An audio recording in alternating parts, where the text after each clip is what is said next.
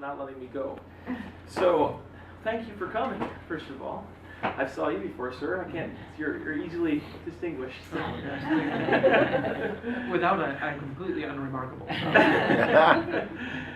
So, how many of you met me before? Anybody in the room? I met you, sir. Yeah, I met a couple of you. Yeah, well, good to see you again. So, I'm going to talk about my story, why I'm here. You know, I am running for Congress in the 27th District against Christopher Collins, and I'm excited about this opportunity and what this means for Western New York. So I grew up in the 27th, we're very close, in North Tonawanda. Anyone, you all know North Tonawanda, right? On your Grand Island. I grew up there. I was one of 7. And I tell the story all the time because it's important to who I am and my background. I grew up one of 7, and my father passed away when he was 39. I was 4 years old. And that shaped my life significantly because that shaped how I see the world, what I think is important, what I don't think is important. And my mother was only 35 years old at the time, and she had to raise all those children by herself. And I remember, even as a young child, remember the fear that was in her face when we were at that funeral. I can remember significantly. I remember going home and feeling how empty the house was and the sadness there was in that house. And I remember little years later going in the basement and still seeing my father's drywall equipment and wondering about who he was and what it was like to have a dad. But we got through that experience because we had a culture in our house of respect, of empathy, and a zest for learning, and a zest for curiosity about the world. And we treated everyone around us with dignity, and I think that way my mom handled herself and the way she brought those values to our house helped us survive. Eventually, I was lucky enough to go on to school. I struggled. I started off in a community college, Erie County Community College, and I understand the importance of community colleges. I think when I came out of high school, I was a kid who I was not setting the world on fire. I was a kid who was just trying to get by. And we went from having that experience to a few years later, I was a Fulbright scholar. A few years later, I was a law school graduate. A few years later, I taught myself to speak Chinese and Korean. I spent time overseas, and I got to see the world. And I think in all the organizations I was part of, in all the good experiences I had, there was one principle, and that's the principle my mother taught me, which is to have respect and empathy for others. Now, I think we live in a culture right now that doesn't have that. If you look at what's going on television, you see chaos. Is anybody in this room proud of what's happening in D.C.? Are you proud of this? Is this something you want to be part of? I say it often, but I feel like we're stuck in a reality TV show. And that stress, that daily stress of turning the television on and seeing what's happening, it's maddening. It's terrifying to see what's happening. I almost think if we go back to normal, we're all going to be bored because every morning I wake up and I'm paranoid to look at what's on my phone. It's this terrible cycle, and you can feel that pressure up to your ears. This is not the way America is supposed to be, with name-calling and screaming and vilification of the other side. Now, because of that, you don't have a lot of progress. You don't have a lot of good things happening. We don't see changes in our country that help everybody else. We see changes that help a few people. We don't see advancements. We don't see progress. We see stalemates. We see hostility. We see anger. We see drama. Manufactured drama. And if I look at the other thing that's happening right now is there's one achievement that the current leadership, including our congressman, is proud of. That one achievement is this tax bill, which is really a tax scam. And I want to explain briefly about why it's a scam. It's one of the biggest robberies in the history of the United States, maybe the biggest. This tax scam is not for New York. It's not for NY27. There's nothing in there for farmers. There's nothing permanent in there for working people. There's nothing that lasts for us. There's nothing in there for the 27th district, for the mom and pop stores in the 27th district. That tax bill is a massive redistribution of wealth in the wrong way. It's a centralization of wealth. It's a shift of wealth away from the 27th district. to the Wall Streets, to the people on Wall Street and Park Avenue. And there's no doubt about that. If you look at who that bill is targeted to, it is targeted to the donor class, the people that Collins has said he serves. That's the group it targets. And it's a huge shift of money. By their own admission, it's going to create a $1.5 trillion deficit. How much is $1.5 trillion? If you think about it, that's a 1, a 5, and then 11 zeros. It's an incredible amount of money. This is from the people like Paul Ryan, who's thankfully not going to run, which shows how scared these folks are, by the way. They were telling us about deficits for years. We need to be careful about deficits. Then why on earth did they pass a tax bill that created such huge deficits? Do you know by 2020, not 10 years, not 5 years, not 20 years from now, by 2020, we are going to have every single year a $1 trillion deficit. Within 5 years, the interest on the debt of the United States of America will outpace the budget for the entire military. So what does this mean? It means that things that the safety net for most people are going to disappear unless we make some changes quick. It means there is going to be no Social Security. There's going to be no Medicaid and Medicare. Now what happens if you don't have those things? Well, things like rural hospitals disappear. Do you know the 27th district? 60% of the revenue for rural hospitals comes from Medicaid and Medicare. On average, 60, some places more. Do you think those hospitals that are struggling to stay open now will stay open after that? Do you think the people in your life, or maybe you yourself, will still have access to Medicaid and Medicare and Social Security? You won't. They have put that away. They gave it away. They also put our military at risk. I just told you what's going to happen to the military budget versus the interest rates, or the interest on our debt. Every great society, since the beginning of time, every one that struggled because of one reason. And that's debt. Now, there's good debt and bad debt. We could have done things like new scientific initiatives, infrastructure projects, things that we share benefits from. But that's not what this debt was for. This debt was for people like Chris Collins to have another house in Boca. This debt was for people like Chris Collins to buy another car. This debt was for people on Park Avenue to have another apartment they use 3 days a year. And that's the reality. Look at the law itself. He cannot hide from that reality. And he has said publicly, this is what he bases his re-election on. We'll take him at his word. This is a huge redistribution in the wrong direction of wealth, of your wealth. If you can remember my candidacy in one sentence, it's that you earned it. Do not let them steal it from you. They have made things that you deserve, like Social Security benefits, things that help my family survive, Social Security survivor benefits, seem evil and wrong and unfair, when that's the fairest thing we have. Now, you can only spend $1 once. Like I said before, we're not spending this thing on the future of our country. We're spending this thing on giveaways for the very richest among us. We should be spending it on good jobs, on protecting good jobs. We should be spending it on infrastructure. You know, there was a time in America we weren't afraid of infrastructure projects. We took electric wires and we strung them to the most rural and desperate communities to give them electricity. That wasn't a private sector initiative. That was a federal government initiative. We took copper wires, millions of miles of copper wire, we strung it all over the world for telephone, all over the country. Guess what we're using that copper wire for today? Internet. That's why your internet's so slow, because it moves across that copper wire. If we did it with copper wire and electric wire, why can't we string broadband? Why can't we string glass wire? We should. And that's not some superfluous extra. Just like you couldn't survive 100 years ago, 50 years ago, if your country didn't lay telephone wire. In the generations to come, if we do not have broadband, our country will not be able to compete. When I was overseas, my internet years ago was about 160 megabytes per second. Today on Grand Island, where I'm the supervisor, it's as low as 6 megabytes per second.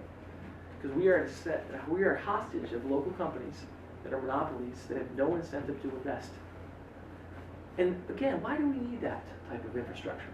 Because if you want to have the next generation of engineering software, of architectural software, of agricultural software, you will need broadband. You will need broadband for our country to compete.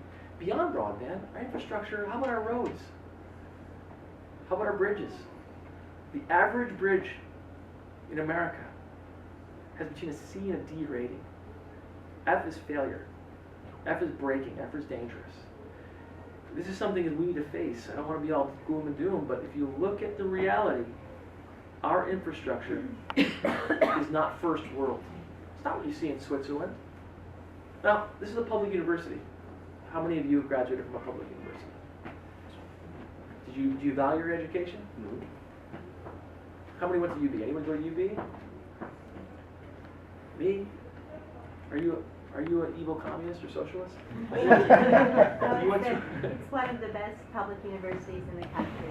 It's a Tremendous The point resource. is, it's a public university. Public funds were used to create that wonderful resource. I'm a graduate from UB and I'm proud. Just like public resources are used to create the satellite system. Just like public resources were used to use the interstate highway system. And all the other projects we talked about. We need to reinvest in America, and no private sector company is going to be able to do that. Private sector is designed to make money. They're not designed to do public infrastructure projects. And again, we have the resources to do these things. We chose instead as a country to make it a priority to give more money to Chris Collins and his family and his descendants. You should be angry about that. And we need to educate the public that they got ripped off. They gave you a $100 tax rebate check and they said, your whole future, your Social Security, your infrastructure, everything you care about, that's what you get in exchange. It is the worst deal you can imagine, and you should be furious about it. Because what happens when you get rid of Social Security, Medicaid, and Medicare for real? Imagine what it would be like. First, people will start to move into each other with each other. Maybe you bring your in-laws back in, or maybe you bring your mom back in. And what if someone gets sick? We start to become a very desperate nation. A nation that the division between haves and have-nots gets wider and wider and wider and wider. And there's no reason to do it when people like Chris have so much money. I also want to talk about what this means, what the election means, before I sit down and take your question. It is underdogs. Let's make no mistake about it. We have some time. You know, I have a few $1,000s in the bank. Most of it's from my own money. I put my own money in so far. That's what we're spending. And I can't get it from you. I hope I can get some from you. I'm not going to lie. 5 or 10, 20, 25, 30, whatever you can do would be great. But no matter what we do, we're going to have a challenge to meet the money that he has. This man is one of the wealthiest men in Congress. Beyond that, I'm not worried about the money. I think we're going to figure that out. Bit by bit, we'll get there. We'll get there from a little bit of contributions, not from the big donors, but from little contributions. We'll work our way up to be competitive. But the big challenge we face is this gerrymandered district. Gerrymander comes from the word salamander. That's what it comes from. And a salamander's tail spins and twists. So this is a man who grew up in North Carolina. He's not from here. He's not going to be here after he loses. You think he's going to stay more than a week? He's going to go to his house in Florida. He'll be out of here. He'll be gone the next week. He's someone who claims I'm an outsider. My family has lived in this district for generations. This district swims around where I'm supervisor. It swims around where there's all those Democratic votes. They designed it for him to win. It's a setup for him to win. That's why he thinks he can get away without listening to you. Public servant should not be afraid of the public. He has said on multiple occasions, he's afraid of the public. Literally, I'm afraid, it's dangerous. They'll boo me. Is he some type of dictator in an armored car? Is he some type of royalty that's above the public that only meets in closed-door settings for tea and crumpets? It's a shame what he's doing. And if you look at this tax bill again, the cut for state and local taxes, one of the biggest jobs of a congressman is to make sure that money comes back, tax money comes back to their district. I can't believe he can stand in front of us and say he represents us when he passed a law that cuts New York state and local taxes from exemption. All of that money will go to places like Mississippi and Florida and those places I guess he cares about. I can't believe he even thinks he can win. He should be a guaranteed loser. But he's not because of the way it's set up. And he's not because of the fact we just don't have the knowledge of what he's done out there. So that's where you come in. He doesn't care. Do you really think this man cares about Warsaw? You think he cares about Geneseo? You think he cares about Batavia? The answer is no. That's why he's not here. That's why he doesn't respect you enough to stand in front of you. That's why he won't go to a public forum. Look, I'm a town supervisor. I get booed all the time. I have to be in front of the public. If me, a small town supervisor, has to face the public and face the music for my decisions, shouldn't our congressman have that same responsibility? So this is what I need you to do. As your congressman, I will be courageous. I will be relentless. I will fight for you guys. And I'll listen to you. I'll be back here. I'll be back to Geneseo frequently. I'll be back to Batavia. I'll be back to all these places. I'll visit you, not because I have to, because I like to. And I think listening to you will make me a better leader. Understanding what's affecting you will make me a better leader. I don't know. I don't think that I'm above your feedback. I think your feedback will make me a stronger representative of the place I represent. So I'll be back, but I need you to represent me now. If you help amplify my voice, I pledge and I promise that I will help amplify your voice. And to do that, I need you to get out there. I need you to get out there and tell your friends to vote. Not for Nate, but for a better Western New York. A Western New York that doesn't lose population, that doesn't lose enthusiasm, that doesn't lose hope. For a fairer America, I need you out there telling people to vote. And if you do that, this is the weakest he's ever been. And I hate to make it all about him, but the reality is it is about him. That tax bill wouldn't have passed without him. He was the number one cheerleader. He was the number one guy. We need to beat him. So let me ask you. If you don't have to answer, but if you do answer, it'd be great. Can I count on you in November? Yes. Yeah. Thank you. Can I count on you to talk to your friends and family? Yes. Yes. Because we're not going to get the guy with the Make America Great hat again. It's going to be hard. Because they close their ears. Maybe we'll get some of them. But they're not listening. But guess what? Maybe we can get his son. Maybe we can get his wife. And if we get enough of those folks, and we get all of our folks, we're going to win. And I can promise you we're going to win. So with that, thank you. I'll be happy to take a few questions if you'd like to ask them. I know Letchworth is partially in Livingston County, not fully in Livingston County. I talked to my dad in the beginning. Well, one of the greatest memories I have of my dad, my dad is kind of a ghost to me. I don't have very strong memories of him. But one thing I do have is an 8mm homemade movie of me and him walking at Letchworth. So to me and my family, we get emotional. It's a holy place for us. So I love Livingston County. Any other questions? I'm sorry about that. What's your solution on the dreamers? They should be here. Let's talk about migration in general. First of all, have you been to the farms? They need workers. You can make any excuse you want. Let me just say this. When was the last time you had a fight with a Mexican? Are you serious? This is what we're fighting about? Mexicans? I mean, this is ridiculous. Every person in this room, every single one of you, whether you want to admit it or not, came from a group that was despised at one time or another. I had a guy in UB, I went to see the UB Dems in the room, and he's a Polish guy. And he stood up, and he's from Poland. He was an immigrant. And he said, my mother got here legally, and she fought for the right to be here. And she deserves to be here. And I said to him, he's like, this is ridiculous. I don't want Mexicans coming in. And I said to him, do you know how your people are looked at in most of Europe today? I do. I have worked in England. I have friends there. Every group is despised by some other group at one time or the other. And the quicker we understand that we're all part of the same human race and look at all people with human dignity and respect, the better off we'll be. And the quicker we understand the strength of the United States of America is that it's not built on race, but it's built on a shared creed, a shared set of ideals that transcends race, the more powerful we'll be. We are in a dark period that the weakest among us are being scapegoated.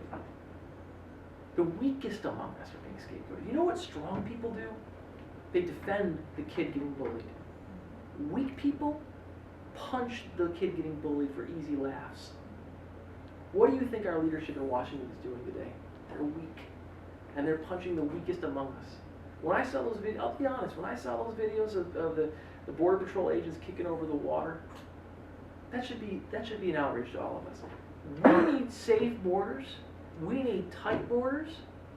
But we do not need to humiliate people, and especially people who have been living here for generations as our friends and neighbors. Look at this. Go ahead, I'm sorry. That's all right. I just wanted to ask you if you can comment on the Border Patrol in Niagara and Erie County. Their activity seems to me to be way increased. I've lived on the Canadian border my entire life, one side or the other. I was Canadian born, American citizen. I became an American citizen when I was a student here in 1973. Anyway, I was on a train last month from Toledo to Rochester. We stopped at the Buffalo Depew station. We were there for half an hour. I'm looking around, why are we stopped at the Depew station for so long? They don't have that many passengers getting on or off. It was the Border Patrol, and they came through and they asked every person on the train their citizenship.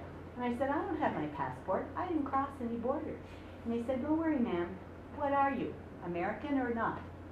And I really resent my tax dollars being used for that. That Depew station is miles from the border. If someone was going to run away, they would have had to walk there. It seems, look, what can I say? Yeah, I think really that don't like that. the Canadian border should be a source of economic benefits for the United States, and it's becoming more and more walled off. If you think that Toronto, one of the strongest economies in the world, can't leak over and benefit the people of Western New York, then you're not paying attention. If without Canadians, let's be honest, all of our malls would close. The Buffalo airport would close. Yeah.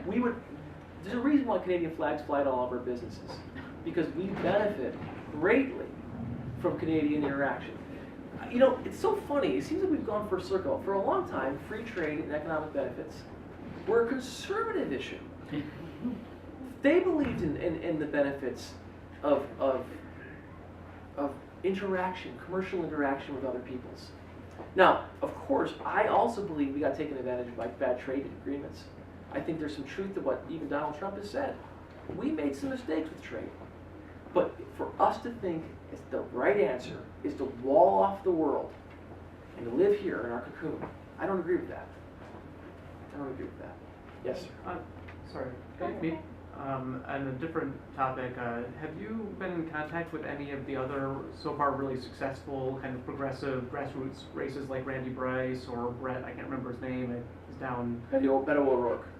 Yeah, and Yeah. Beto. They've and raised a Rosa. ton of money, Yeah. mostly through television advertising. I actually did reach out to someone related to the Beto O'Rourke campaign last week. You know what helped? Is national media exposure.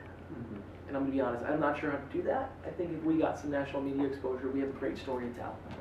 Because the story we have to tell is, we have the guy, that if we beat this guy, we take out the jugular and the whole house of cards falls. And I think I'm going to work on getting that story out. I think next week I'm appearing on the Young Turks. Yes. Oh, Yeah, so that'll be, I'm going to do a Skype interview with them. Hopefully that will lead to other opportunities. I'm not a glory hog, but the reality is, as you get your name out to the broader country. Well, Young Turks has tens of millions of viewers. Right, Yeah. right. And if we get that story out there, it can help. How about Justice Democrats? Are you aware of them, or? Yes, we're working on it. The thing is that there's so much activity all over. This is the problem. This is the challenge we have right now. We are going to take back the House as Democrats. The problem is there's so much energy and activity. There's only a limited amount of resources and attention that can go along. So we have to try to break through to that, and I think we can. But remember, we're still very early days. I mean, we're about 2 months in, since the beginning. So in 2 months, we've taken out the other competitors, to be frank, and we've also done a lot to help build our name recognition, and we also have Chris scared. Did you see his interview on WGRZ? Did anyone see that? It is a fiasco. It is a mess. times are. He seems like he is shaken to the core. So I think we're building momentum. Let me say this to y'all too. There's going to be some bad days in this campaign. He's going to come at me hard. He's going to attack me, my family. He's going to try to make me look like a buffoon. Do not lose hope. Roller coaster. If you stay strong, no matter on the good days and the bad days, and you show that we're as Teflon as his boss, we can get through anything. So I wanted to mention that because there's not going to be only good days. Yes? I have a question. I'm from Farmington, Canandaigua area. Yep. Very Republican area. And the biggest issue out there is Second Amendment rights. And when you get to talking to people, I find that we really are in agreement with most of them. And most of them support more background checks. But they believe that a Democratic vote means that we're trying to take away their Second Amendment rights. So how do we get that message out Well, there? I'll Because tell I you do what- think that that's our biggest obstacle. They're great. They are great at lying and creating a narrative that's simple and easy to understand. I can't tell you how many times I've seen the other side saying I am against the Second Amendment when I'm not against the Second Amendment. I've said on numerous occasions I'm pro-Second Amendment. And I'm pro-Second Amendment out of principle, not just out of some reason to get your vote or to get the attention of Democrats or Republicans. I'm not trying to play Republican light. It's who I am. I'll tell you why. I grew up an Eagle Scout. I grew up around firearms. I know that people that enjoy sporting are often vilified or lumped in with the criminals, which they should not be. And I also believe in the right to self-defense. I believe in the right to self-defense. I believe you should be able the right to defend your home and the right to defend your family. Now, what I don't believe is that that military-grade hardware that's designed in mass killing should be in the hands of whoever wants to buy it. That's common sense. This is not the position of Australia or the UK where we want to ban guns. Nobody wants to do that I know of, especially not me. I'm pro-Second Amendment. I also think if you read books, there's a lot of literature about the civil rights movement and the importance of the Second Amendment to the civil rights movement, which is often untalked about. And I also believe in even George Orwell. George Orwell said that the rifle on the laborer's cottage is a symbol of democracy. But the rifle, not the grenade launcher. And I think that's where we have to get that message out, that we are not talking about amending or deleting the Second Amendment. We're talking about keeping guns out of the hands of madmen. Or I'll talk about bump stocks. Have you ever used a bump stock or seen a bump stock used before? Can you shoot straight with it? Very difficult. If you can do it, you're a better marksman than me, because that thing shakes. So why on earth would you want to shoot rapidly in a shaking motion? To kill large numbers of people indiscriminately. That's not what the Second Amendment is for. So it's a difficult challenge. That's why he keeps saying it over and over again. That's an old propaganda technique used by a lot of evil regimes. Keep saying it no matter if it's not true until it's true. I can't tell you how many times I've seen him say that I don't believe in the Second Amendment when I do believe in it. But you're right, it's something we need to get out to people. Yeah, and I can't, just coming from where I live, I just see it as so important to get that message out loud and clear ahead of time, because that's going to be his biggest driving point out there. You know what, you're absolutely right. I gotta do something. I mean, the funny thing about me though is before I even thought about running for Congress, there's pictures of me on the internet at gun ranges and stuff. You know, but the thing, he doesn't care. That's another thing about we're in our society right now. We're in a position where people in power have learned to devalue the truth. The great hallmark of Western civilization is what? Is the fact that we believe in evidence. If your stomach hurts, well, let's figure out why it hurts. Does it hurt? You test it. You try to figure out why your stomach hurts. You don't just say, I think it hurts because an evil spirit's in my stomach, or make something up. You try to figure out why it hurts. We believe in the scientific method. That's what has changed society. That is what has built Western society. The fact that we believe in evidence. We believe in truth. We believe in fact. With the old Tip O'Neill line, you're entitled to your own opinion, but not your own facts. We are now in a world where people feel they're entitled to their own facts. We've heard that, alternative facts. That is extremely dangerous, because that allows the worst among us to keep saying lies without regard. And without a society built on truth, you have no progress, you have no justice. Yes, sir. Should companies like Facebook be regulated? And if so, how? I don't know how, but I'll say this, and I'm also weary of knee-jerk legislation. But I think what we really need is a well-educated populace that believes in the value of education. Look, if anyone believes this nonsense you see on Facebook,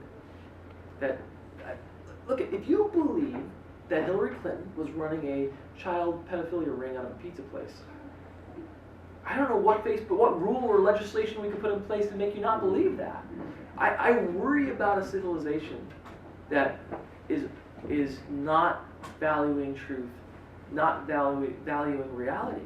So I think what we really need to do is push for higher education, push for learning, push for growth, and value those things more in our society. And I see stuff on Facebook all the time that is clearly ridiculous. Yeah. But the problem is people believe it. And that's as much a problem about Facebook as it is about us as a people. Okay, a couple more questions. 2 more, I'll get out. I have to go to Albany. I'm sorry. Anything else? Let me say this. Okay, yes, go ahead.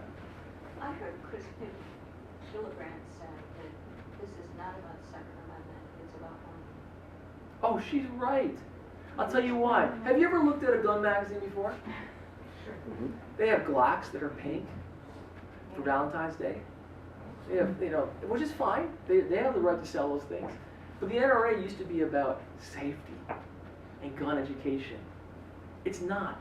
It's now a lobbyist corporation designed to sell the most amount of guns. Now, the number of gun users has decreased in the United States. The number of guns has increased. So that means they're being stockpiled and being sold and being collected. And the more guns you have, the more of an industry you have.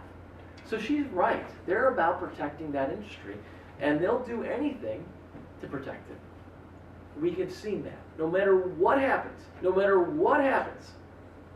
it isn't the problem with the way the guns are sold or marketed or the background checks. No matter what happens, there's a story about the kids who got killed with the lawn darts, right? Like that, we have legislation outlawing lawn darts. My guess is if the lawn dart industry was as big as the gun industry, that legislation would never happen. Any last question? Okay, we're good? Okay, let me say this. Thank you for taking the time away from me to come out. Good news is, a lot of negative news today. The good news is we can win. Because America is still America. One person still equals one vote. And he can't buy your vote. He cannot buy, no matter how much money he spends, he cannot buy your vote. So I'm going to ask you, get out there and vote in November. You promise me? Promise. Oh, yeah.